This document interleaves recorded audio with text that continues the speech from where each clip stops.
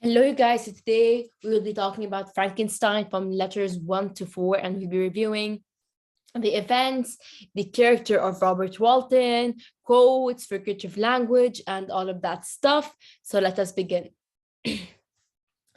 So for letter 1, first we have the setting. So it's December 11th, 17, and we don't know when. And it is in St. Petersburg, Russia. So in this letter, Robert Walton, who's the narrator, describes his voyage to his sister being Margaret, and the purpose of his, journey is to fulfill that overwhelming passion he has, and the curiosity, and the curiosity he also has. And these two things, the passion and the curiosity, exhibit the character he has, what kind of person he is. And he says that he feels afraid, but he's not feeling that afraid due to the fact that he's excited. And he says that nothing can surpass the feeling of being glorified, which also shows the fact that he has, glorification is the most important thing to him, and it's more important than wealth, it's more important than safety. This is the most important thing to him, and the purpose of his life is glory. Now let's analyze. Now the letter one's brief, yet we can conclude some things from it. What we learn about Walton's character is first and foremost, we do know that he's illiterate, and he's kind of an intellectual human being, and his studies are more, they lean more forward to the scientific things like math, physics, and furthermore, and he's hardworking, and we know that he's hardworking. Like, you can deduce that because he works all day, and then at nighttime he studies math, and then he respected Homer and Shakespeare since he wanted to be poet. Now, for letter two. So letter two is an archangel, March 28th, and we don't know 17 when. And Robert Walton, or the narrator, describes his loneliness and the needs for friends. He was telling his sister about it, and he has contradicting feelings because he feels fear, yet he's also excited. And he says it is impossible to communicate to you a conception of the trembling sensation, half pleasurable and half fearful. This quote means that he's not knowing how to express his feelings to his sister. All he can say is that he feels fear yet excitement. He also feels like he's illiterate and he doesn't know enough, and he comes to realization that he needs to acquire new languages. And he promises his sister that he will not commit any sins. And this is an allegory about the ancient mariner, because as we know, the mariner in the ancient mariner did commit many sins, and he had to pay penance for the sins he had committed. And throughout the novel of Frankenstein, we will go through many allusions that refer to the ancient mariner, because these two are connected. And therefore, if you are planning on reading Frankenstein, then I do highly recommend that you read the rhyme of the ancient mariner first. Now, I personally am not a huge fan of poems, yet the ancient mariner was really insightful when it came to reading the novel of Frankenstein, because it helped me understand content much better, especially the figurative language. Moreover, poems may be a bit challenging, but they do teach you a lot, especially when it comes to English literature, and they do really make you have an eye for figurative language. And we are introduced to the master, and we are told his backstory. So basically, his backstory is that he was set up with a woman, but that woman loved another man, and she was forbidden from marrying that man because he did not have much money. He did not have a status, a good financial status. Therefore, that master gave the man his farm and made him a rich man. Therefore, the woman was able to marry him. So that shows that he is a good person. And we are also learning that he developed a love Walton developed a love and enthusiasm for adventure through literature and poets. So literature and poets are what made him, seek adventure and love what he loves right now. Like, they led him to the present. They made him who he is. And now the analysis. So first we have lightning as a recurring motif, and we know that because the quote, I'm glowing with enthusiasm, and this quote is a personification because you can't actually glow with enthusiasm, and it's also hyperbole because he is exaggerating. In addition, it is a recurring motif since it has been mentioned more than once. And the fact that he feels that he needs to acquire new languages shed lights on the shed oh my god, what's wrong with me today, sheds light on the fact that he wants to know everything and has a deep thirst for knowledge. So it just shows the intellectual part of his character. And the master is considered a good person due to his experience with a Russian lady that he was set to marry, yet he did not marry due to the reason that she loved another individual. And he says, "But I shall kill no albatross. Therefore, do not be alarmed for my safety, or if I should come to you as worn and woeful as the ancient mariner." So again, we are alluding to the ancient mariner, because he is just telling his sister and making her feel relieved by telling her that he won't do anything that shall get him in any trouble. Because as we know, the ancient mariner committed a sin and he had to pay penance, and he went through a lot, and you can know that by reading his poem.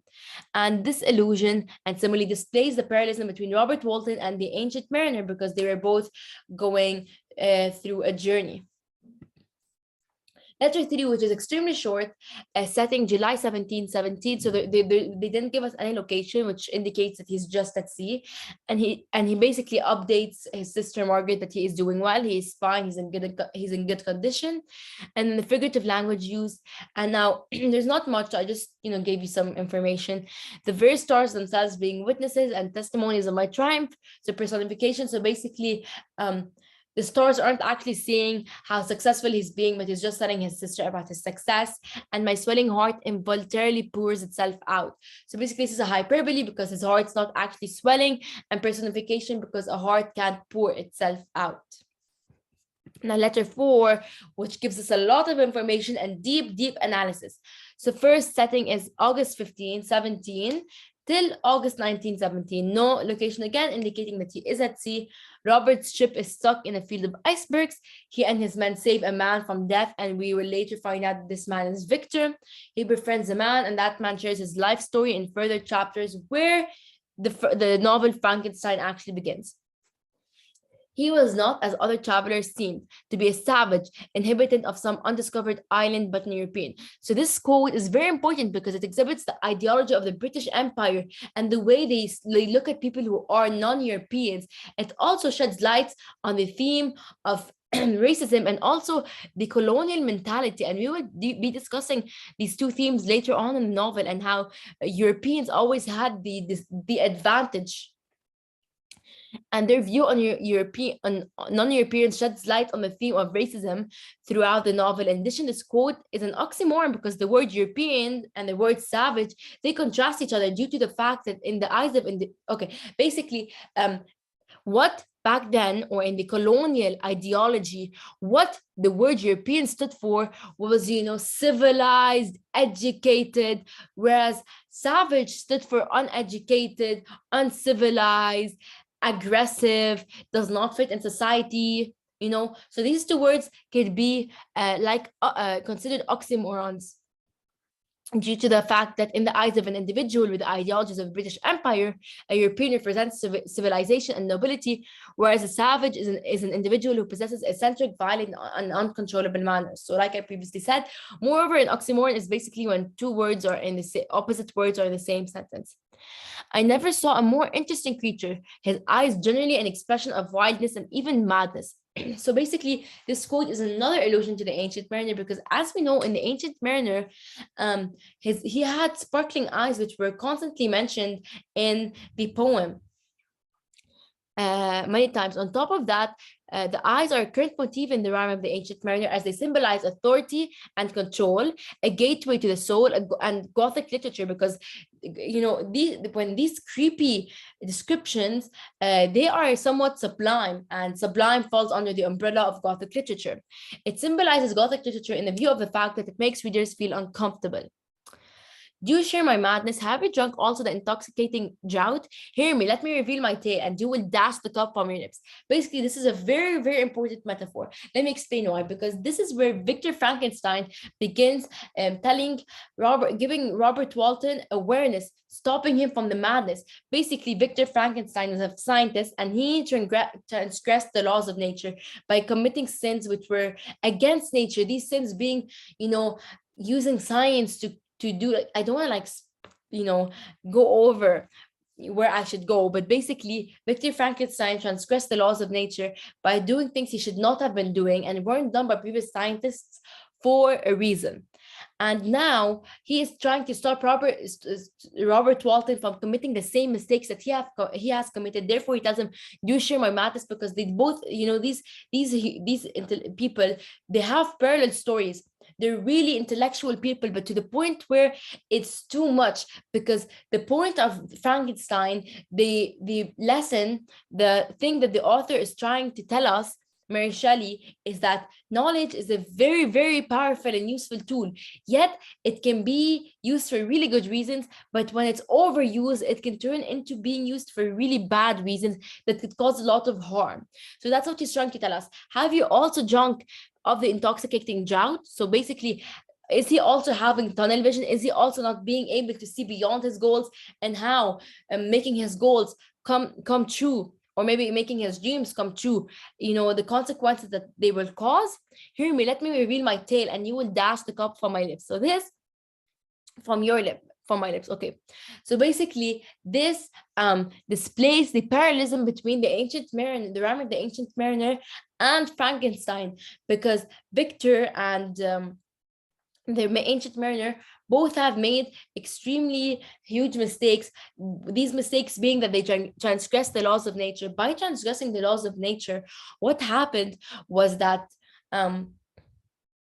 they had to like face a lot of consequences, and they had to serve penance. And part of their penance is to warn other people from not committing the same mistakes that they have committed.